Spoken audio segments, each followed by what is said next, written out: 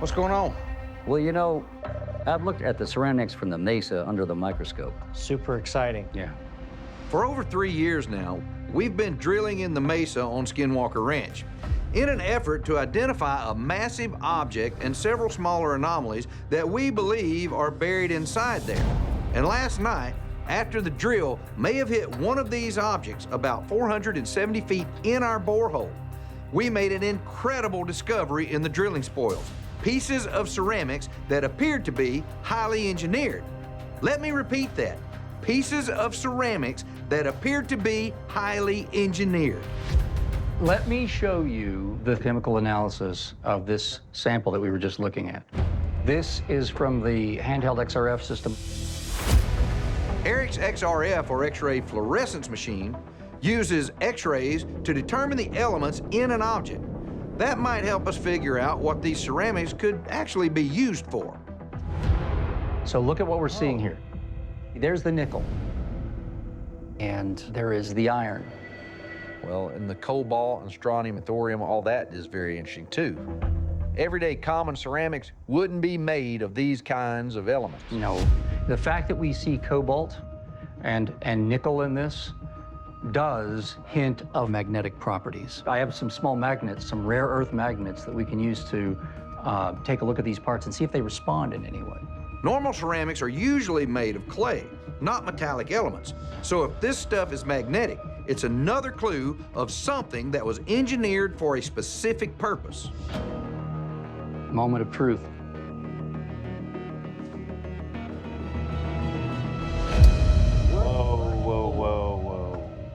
Can you believe that? They're even magnetic. Like, I'm still trying to wrap my head. Ceramics like, aren't magnetic. I gotta see this again. the other pieces do it?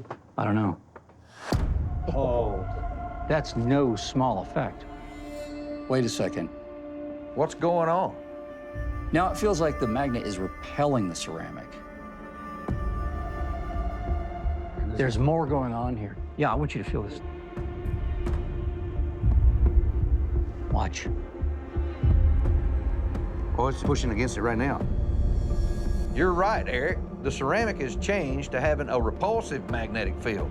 How does that happen? There are no naturally occurring magnetic materials that can both attract and repel magnets. The fact that this ceramic is doing both is crazy, and I'm not sure what to make of it, other than it was engineered for some purpose. This actually has very similar elemental makeup that you might see from superconductors. A superconductor is a revolutionary material that scientists are still researching and developing today. It can transfer massive amounts of energy with no resistance or energy loss. This is really complicated science, but superconductors interact with magnets in strange ways, just like we're seeing with this ceramic. What's amazing about superconductors is that because they can repel normal magnetic fields, they're used today for propulsion in high-tech vehicles like magnetic levitation trains. But some scientists have suggested that superconductors could one day be used in the construction of things like spacecraft. So if this ceramic is a superconductor, what the hell is inside the Mesa?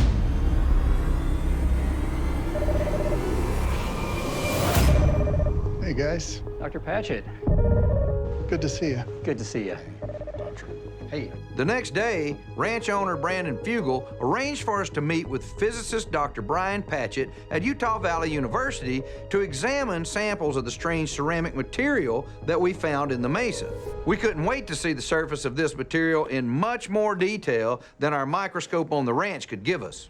So I've got several samples mounted. Sure. So I'm gonna bring these over. Okay. We go inside the instrument.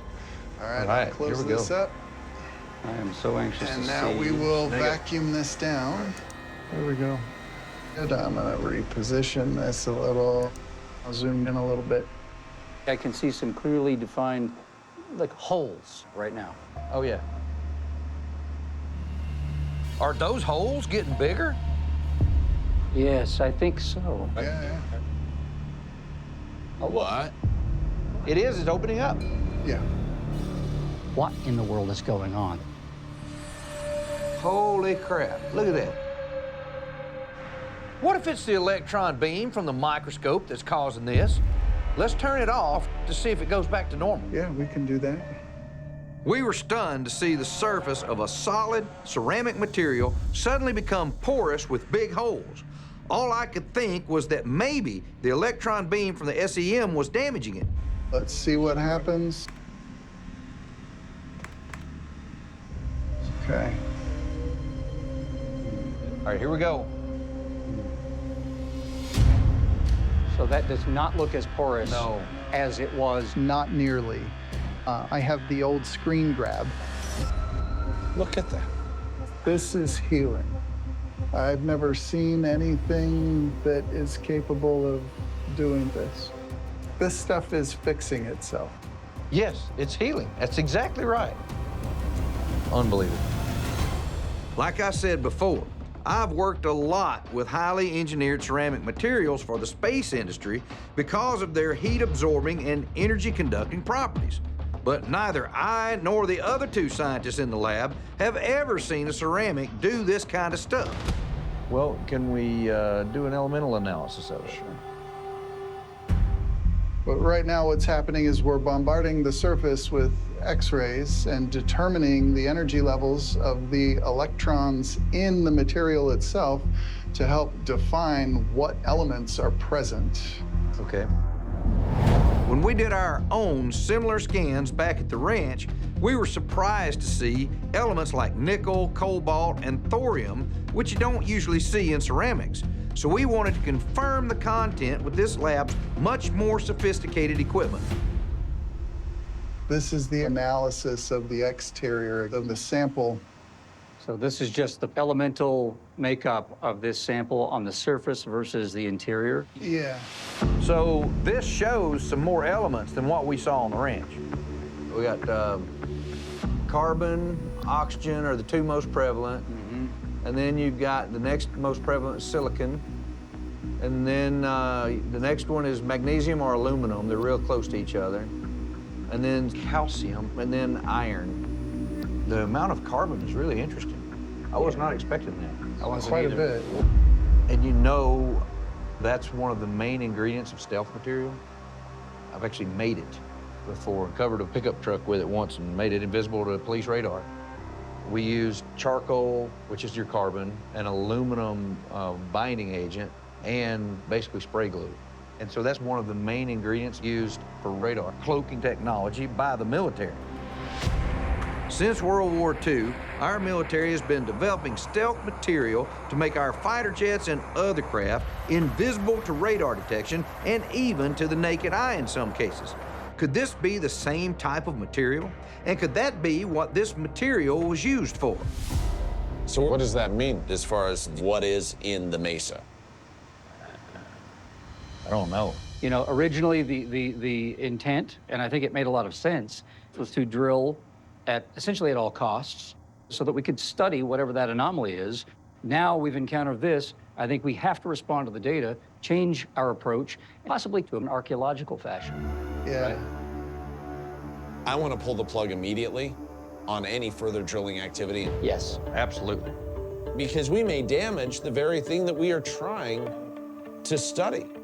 And I think we're going to have to take a much more disciplined, careful approach because what we have extracted it's unbelievable. Yeah. We need to find the safest way to get it out of there. I think we need time to carefully plot our next steps to preserve and properly study the nature of what is in the Mesa. Yeah, 100% agree with that. This is definitely something incredibly interesting. Something I definitely didn't expect. So if we find more of it, is it all right if we bring it back here for analysis? Please do. All right. Well, after 8 years of scientific investigation at Skinwalker Ranch under our stewardship, I think today marks a significant turning point that is going to take us in a whole new direction. Yes. Well, thank you for the time. Thank you. And I think it's time for us to gather up and Yeah. move on.